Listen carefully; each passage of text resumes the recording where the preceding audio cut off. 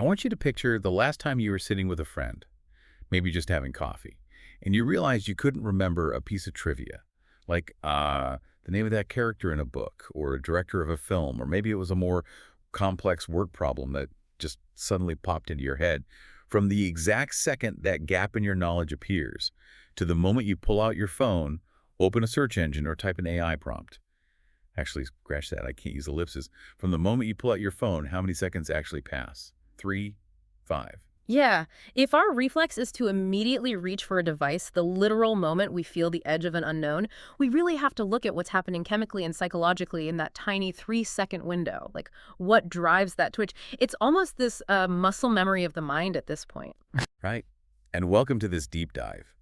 Today our mission is to explore a collection of philosophical and cognitive notes called Reflective Humanism, specifically focusing on an entry titled Number 92. We're going to unpack the hidden structure of cognitive anxiety and really embark on a shared, completely unhurried exploration of why we feel such a desperate, almost physical urgency for closure. And just to set the tone for you listening, this won't be a debate or, a lecture with hard, definitive conclusions. The source material actually pushes back against that kind of rigid thinking. Instead, we're going to gradually discover these ideas together. So we invite you to just sit back, embrace a bit of uncertainty, and see where the journey takes us. Because if you think about it, if we've built an entire global technological infrastructure solely to deliver instant answers, there has to be a profound psychological driver behind this impatience. It's not just basic curiosity, right? Like, why can't we just let a question hang in the air for an afternoon anymore? Well, the text draws a really crucial distinction right out of the gate. It asks us to separate the concept of seeking answers from the act of rushing toward them. Okay, seeking versus rushing. Exactly. They aren't the same thing at all. I mean, humans naturally seek understanding. That's the evolutionary engine of our progress as a species. But what the reflective humanism note suggests is that our actual curiosity hasn't changed. What has shifted fundamentally is our tolerance for uncertainty. Our tolerance for the actual physical sensation of not knowing.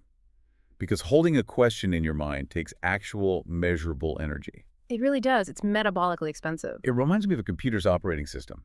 Like, is an unanswered question essentially like having 20 resource-heavy tabs left open in your brain's browser? Yes, that's exactly it. They just sit there, right, constantly refreshing in the background, slowing your entire system down. And when you have too many tabs open, your battery drains way faster.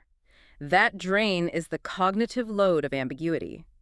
The text explains that unresolved states and open questions aren't just these passive, empty voids. They're highly active cognitive processes.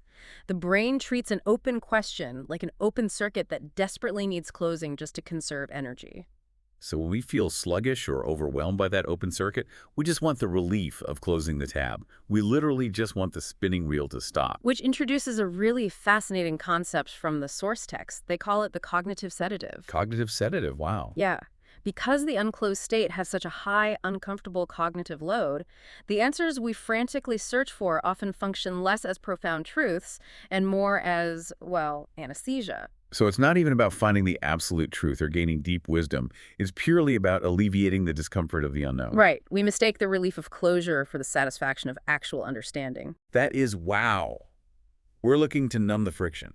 And if our brains naturally want relief from the heavy load of open questions, we have to examine how our modern environment kind of exploits that instinct. We live in what the sources call the architecture of speed. The architecture of speed. Because humans 50 years ago didn't have a magic box in their pocket to instantly close their mental tabs. If they didn't know the capital of a country, they either had to walk to a library or, just live with the mystery. Just let the tab run. Exactly. But modern society is structurally built on instant systems. Instant search, instant explanation, instant evaluation, instant reaction. Every single digital tool we use is engineered to minimize the time between a question arising and an answer being delivered. But wait, I have to Wow. play devil's advocate here on behalf of the listener. Because if I can skip the mental friction, bypass the discomfort of not knowing, and just get the solution, aren't I being an incredibly efficient learner? Like, why should I wander around in the dark trying to figure out a complex coding problem or a historical fact if someone already built a flashlight?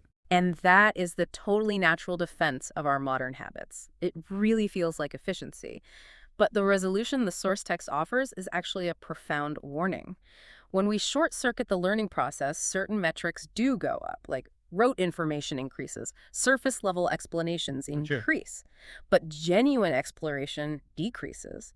We are losing the slower, traditional model of understanding entirely. Let's break that slower model down then, Mhm. because just listing the steps doesn't really explain the mechanics of how we actually learn.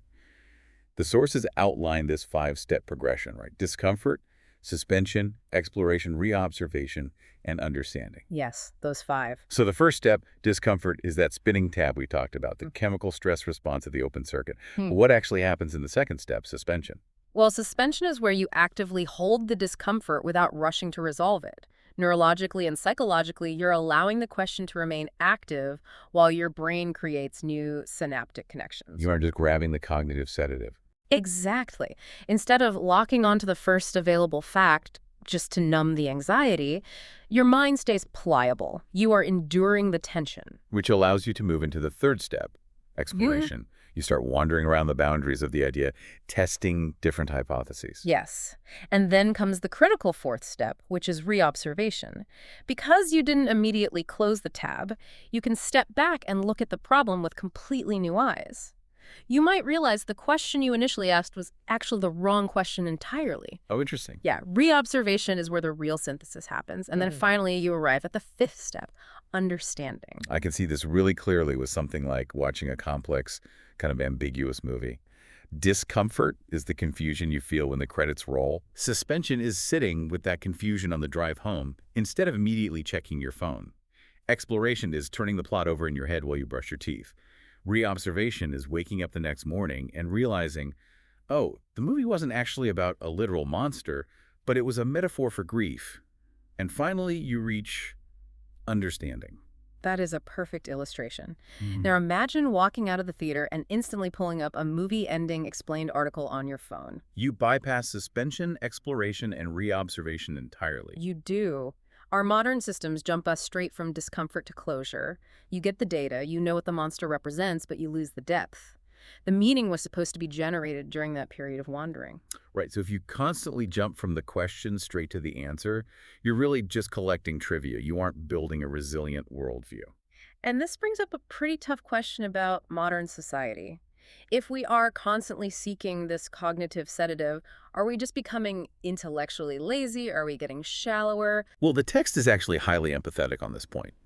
The sources emphatically argue that this is not a lack of intelligence. No, not at all. It's not that people are becoming lazy. Rather, it's a lack of cognitive space, or what they call margin. Margin, or blank space. Yeah. It's the internal spare capacity required to hold a question without it breaking under the pressure of it. People who rush to answers simply lack this spare capacity. We are just exhausted. Modern life has basically filled all our margin.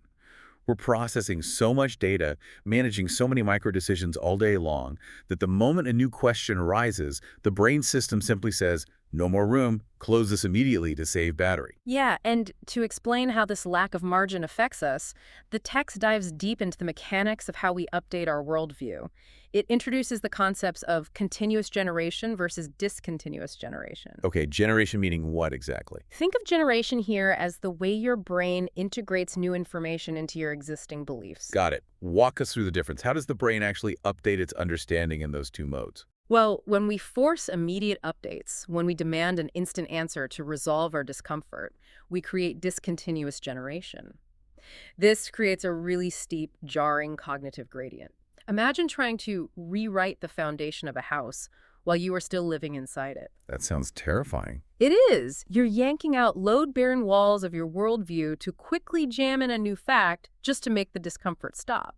It causes structural panic. So it's not a natural integration at all. It's essentially traumatizing our mental framework. We experience cognitive friction and pain because we're forcing a puzzle piece to fit before we've even looked at the picture on the box. Exactly. But if we have that margin, that blank space, we can practice continuous generation.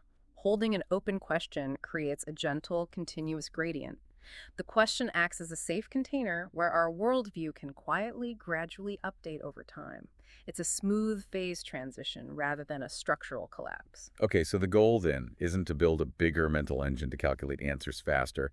It's about building better cognitive shock absorbers. Oh, I like that. Shock absorbers. Yeah, we need to cultivate that internal margin so we can cruise over the bumpy terrain of the unknown without treating every single bump as a crisis that requires an immediate sedative.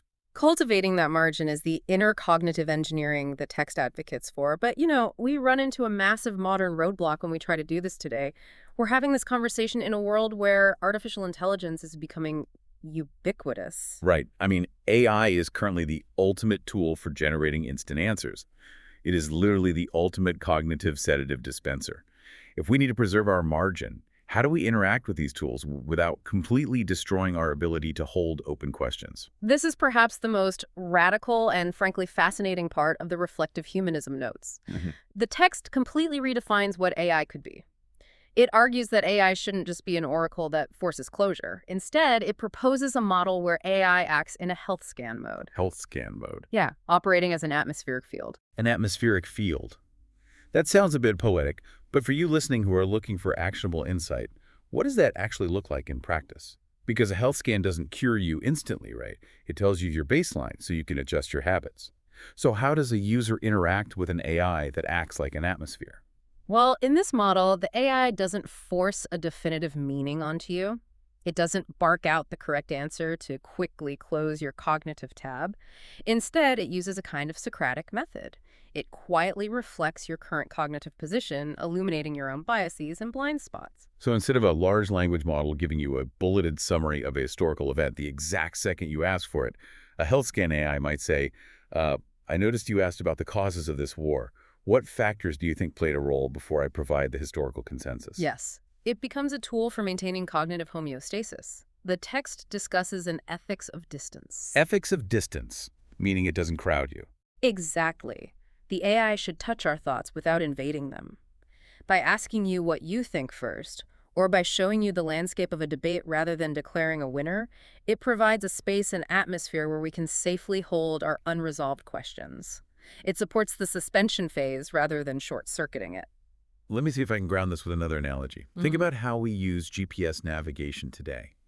When you use a GPS that dictates turn-by-turn directions, you get to your destination instantly. Yeah. But studies show you actually lose your spatial memory. You don't learn the city because the GPS did the cognitive work for you. That is a brilliant parallel. The GPS gives you absolute closure, but your internal map just completely atrophies. Right, so reflective humanism envisions AI not as a turn-by-turn GPS, but as a quiet traveling companion. One who unfolds the map with you, looks at the route you're pointing to, and asks, are you sure this is the path you want to take? Like, have you considered the elevation? It leaves the driving and the discovery up to you. And that companion creates an environment where it's safe to be a little bit lost, because you are exploring the landscape together. The AI becomes a technology that, paradoxically, generates silence and space, rather than just more noise and data. Generating silence through technology. That is a wild concept in the information age. But it makes perfect sense when you realize how overstimulated our neural pathways are. And this brings us to the core ethical stance of the text regarding future generations. Because if we want to leave a world where human consciousness can actually thrive, we can't just hand the next generation better answer machines. Right, because if we only give them tools that provide instant cognitive sedatives, their capacity for deep exploration will atrophy, just like the spatial memory of the GPS user. Exactly. We have to hand them an environment, an AI atmosphere that allows them to experience the world without the heavy gravity of historical conclusions forcing their cognitive tabs closed prematurely. So what does this all mean for us, today, right now?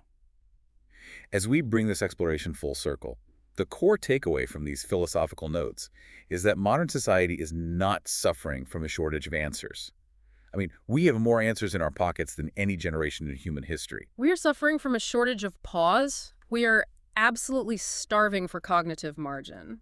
We need to intentionally carve out the space to hold unclosed questions. We need to build those shock absorbers. But that requires a conscious, almost rebellious act of contemplation, to sit with the discomfort, to actually refuse the cognitive sedative. And the source material leaves us with a vital question regarding our relationship with uncertainty.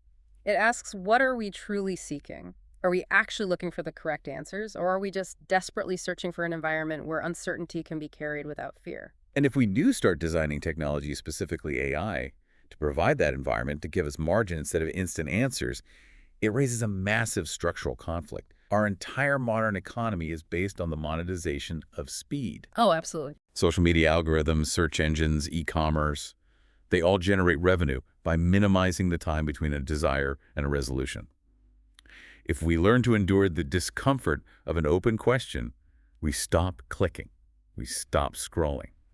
Can a capitalist system built on frictionless instant transactions actually survive a population that suddenly values cognitive suspension? That is the ultimate tension, isn't it? When margin becomes more valuable than speed, the architecture of the internet itself will have to change. So as you go about your day today, and you inevitably hit that moment where a question pops up, that trivia fact, that complex problem, that unresolved friction, try to just hold it. The next time you feel the physical twitch to pull out your phone to instantly close a thought, maybe just leave the tab open and see what happens to the economy of your own mind. Thanks for taking this deep dive with us.